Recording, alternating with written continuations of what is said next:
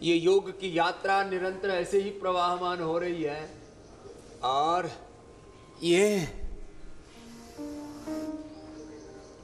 आयुर्वेद और ऋषियों की संपूर्ण विरासत, इसको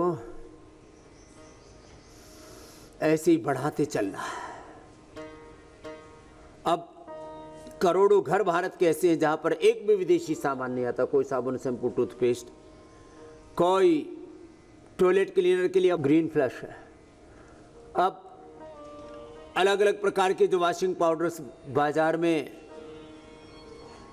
इन विदेशी लुटेरी कंपनियों ने एक स्ट्रॉन्ग डिस्ट्रीब्यूशन, और हमारे यहाँ के व्यापारी भी इस मामले में थोड़े कम सजग हैं। ये तो मैंने पर्सनल केयर की बात की, होम केयर की बात की, खाने पीने की चीज़ों में, मसालों के अंदर, जूसेज के अंदर, शरबत के अंदर,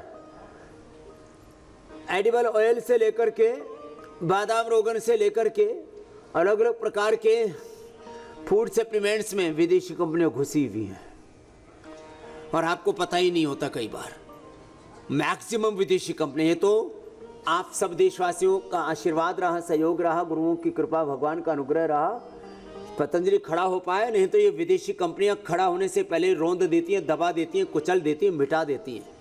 ये पतंजलि को मिटा ना सके, इसके लिए अभी भी पूरी दुनिया के जो थिंक टैंक वो सोच रहे हैं पतंजलि कैसे खड़ा हो गया। एक सन्यासी ने निस्वार्थ भाव से, परमार्थ के भाव से ये इतना बड़ा आंदोलन खड़ा कैसे कर दिया। इसके लिए पूरी दुनिया में रिसर्च हो रही है।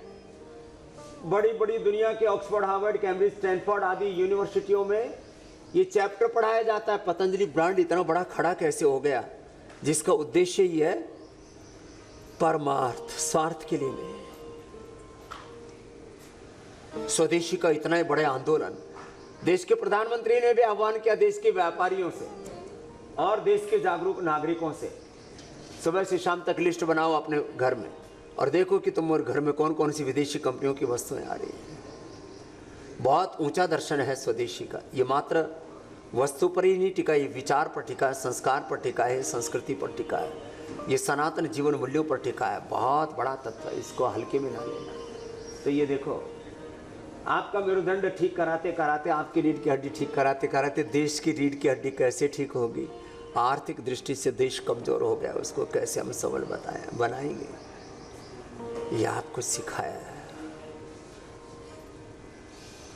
ऐसे देश और दुनिया में अब योग का परचम लहराना है, आयुर्वेद का, स्वदेशी का, सनातन का, सबको मूल संस्कृति, मूल प्रकृति से जोड़ना है। ये जो भोगवादी लुटेरे लोग छा गए, इनको धराशायी करना है।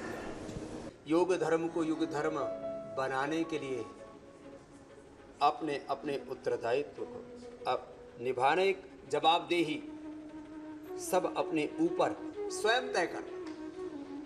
मेरा हो तन स्वदेशी, मेरा हो मन स्वदेशी, मर जाऊं तो भी मेरा होवे कफन स्वदेशी। ऐसे एक अनुष्ठान की तरह योगाभ्यास जीवन में, योग में, स्वदेशी में, सनातन मय जीवन जीना। भगवान ने एक विशेष उत्तरदायित्व के लिए हमको चुना है, अब चूकना नहीं है। भगवान का यंत्र बन करके भगवान के साम्राज्य का इस जीवन में, जगत में, पिंड में, ब्रह्मांड में उसका विस्तार करना है। यही जीवन का परम ध्येय है। और उपेक्षा है उन लुटेरों की। हम घृणा नफरत तो नहीं करते किसी से, लेकिन जो पूरी दुनिया की सत्ता, पूरी दुनिया की संपत्ति, पूरी दुनिया के संसाधन लूट लेना चाहते हैं, जिनके खूनी पंजों में ये पूरी दुनिया का ऐश्वर्य कैद है। मुट्ठी भर लोगों, 1% भी लोग नहीं, पूरी दुनिया के 1% से भी कम लोगों के हाथों में दुनिया के 99% से अधिक ये जो संसाधन है, स्वदेशी के दर्शन से ही एक आर्थिक न्याय, सामाजिक न्याय, धार्मिक, आध्यात्मिक, मैं तो कहता हूं एक वैश्विक न्याय, यूनिवर्सल पीस एंड जस्टिस, इसकी हम प्रतिष्ठा कर सकते हैं। यह है स्वदेशी का दर्शन। रोज योग से, आयुर्वेद से, स्वदेशी के दर्शन से,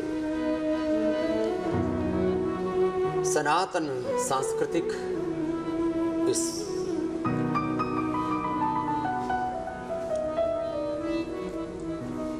शाश्वत प्रवाह से आपको जोड़ते हैं और इसी में सबका कल्याण सन्निहित है।